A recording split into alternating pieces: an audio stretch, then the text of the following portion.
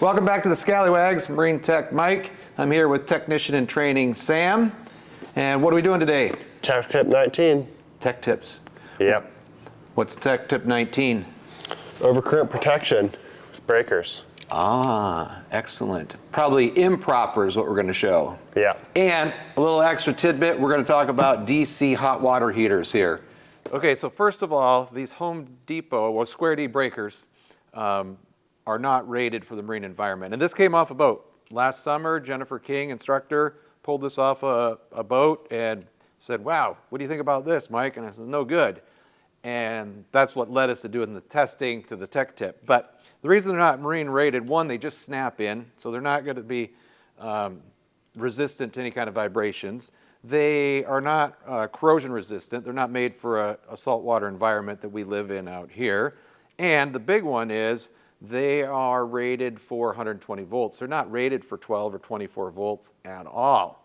So let's see what actually happens when you run these on a 12-volt circuit. What we set up today is this is our DC load bank where students are, new technicians, learning to use multimeters. And so we've got a bunch of light bulbs and a hot water heater. We're using an 8D battery, great big full river, because we actually want to turn some of this battery power into warming up this water tank. And at the same time, do our experiment with the 20 amp circuit breaker. So how are you going to do that, Sam? All right, so we have a meter set up here on our positive into our panel, and we've switched out our great big battery lead. Yeah, we had number 6s to power this panel up with a 16 gauge. Now we have a 16 gauge wire headed in And through our Home Depot breaker. the reason we chose 16 gauge is that's what was on the boat, because ABYC standards, if you're running a single conductor, even in an engine space, which I believe this box was, a 16 gauge wire should be able to handle 21.3 amps. So we've got overcurrent covered. It should work in theory. Yes, in theory this should work, but this is a Home Depot 120 volt breaker. So we will see. Let's do it. All right, so we've got our breaker turned on and we're gonna go ahead and put some load to it. If we watch our meter here, 30, 40,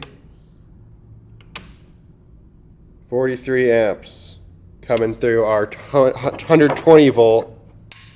Oh, There she all went. right, so what happened there is we went ahead and put load through our breaker, just a 120 volt, 20 amp breaker. And as you saw on the meter down here, we got up to 43 amps. 43 amps through what's supposed to be a 20 amp breaker.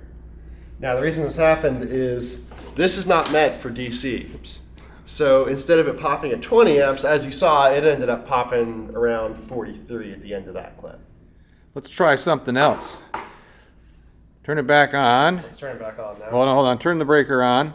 Yep. And then push the bottom 2 at the same time and turn just the very bottom 2 or the hot water heater. Turn on just the hot water heater for a minute. There you go.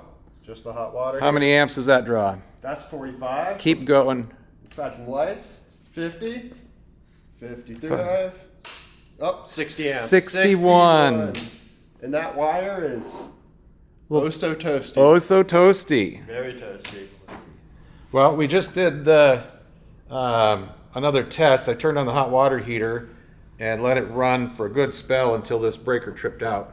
But we got up to 80 some degrees on the wire, which is okay. I mean, it'll go to 105 C before it melts. So, but it definitely was getting toasty. And if we had any loose connections or anything, you just don't want to use these breakers on your boat. Yeah. Okay, next, just because we did the tech tip, it had this set up. This is kind of cool. This is a 600 watt hot water heater element for 12 volts. And so it won't heat the water as quick. Elements are probably 1,500 watts normally. But if you had extra solar power on your boat and you wanted to warm up some water, I think it could be a win. So when you power it up, it draws, okay, so it draws 48 amps, right? Which is just about right, because I think what's 50 times 12 is 600. 600. Boom. So we're there. And it started at 65.5 degrees. And so now it's going up here. I can hit, it looks like we may have a loose connection. Look at how, there's another little fun thing. Thermal image cameras are a good way to go because we're gonna have to stop this test. Look at there, we've already got a connection over 100 degrees. So bad crimp or it's loose. Okay, we gave it 20 minutes on the hot water tank with the 600 amps, or 600 watts, not amps, and pulling that 48 amps still. And the old full river kept up, it's still above 12 volts. And if we look at our water tank here, we're at 89 degrees. So that's pretty good. We went from 65, so 75, 20, 23 degrees. So a little bit more than a degree per minute. So it's not gonna take too long. I mean, it's gonna take 45 minutes or something, but a lot of these DC boats don't have hot water, and electric powered boats, whatever. I think if you're on the DC platform that this could be an option for you. So, well, Sam, what about the breaker? So clearly a boat is not a place for one of these. And I'm sure if you had one of these on a boat in 2 to 3 years, you'd be replacing it, all corroded, having issues, blowing stuff up. Don't use these on your boat. Catch your boat on fire, super scary. It's a house fire speed run right here. Thank you for watching, guys.